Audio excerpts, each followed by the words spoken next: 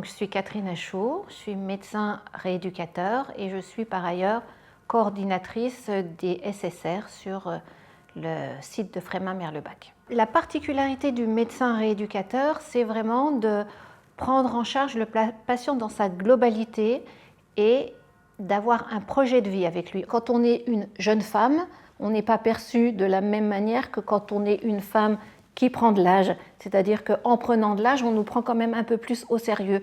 Quand on est une jeune femme médecin, eh bien, il peut y avoir encore ce manque de confiance. Je ne peux pas dire que j'ai jamais eu quelques petites humiliations, quelques moments de condescendance, mais j'ai jamais eu de vraies difficultés sur le fait d'être une femme au travail. Alors évidemment, ça m'est arrivé d'entrer dans une chambre avec un infirmier auquel on dit « Bonjour docteur » et moi je suis l'infirmière. Avant, il y avait trop de garçons, trop d'hommes, et puis surtout il y avait les mandarins. Ça n'existe plus, il n'y a plus de mandarinat, et il y a maintenant des femmes qui sont des chefs de service dans des instituts renommés, qui font de la recherche, qui font... Voilà. Donc ça, c'est plutôt bien. Le fait d'être une femme ne m'a jamais empêchée de travailler à temps plein. Je pense que les nouvelles générations partagent cette charge mentale. Mes fils, qui ont maintenant plus de 20 ans, prennent leur part dans la charge mentale de la vie de couple et de la vie familiale. Donc voilà, je pense que petit à petit, depuis la moitié du XXe siècle, les choses ont quand même évolué. J'espère que les qualités professionnelles passent avant toute chose.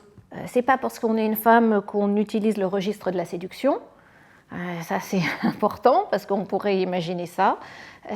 Et qu'on n'est pas particulièrement sensible à la séduction du patient, ça peut aussi être dans les deux sens. Donc il faut absolument éliminer ça. Je pense qu'il faut vraiment que les relations soient professionnelles. Il faut toujours rester vigilant parce qu'on voit bien que sur les histoires d'avortement, les choses peuvent bouger vite, donc il faut rester absolument vigilant. Mais c'est quelque chose d'extrêmement important pour les femmes du monde entier, les femmes en particulier en Afghanistan, en Iran, et puis toutes les petites filles dans les pays où il y a encore des excisions.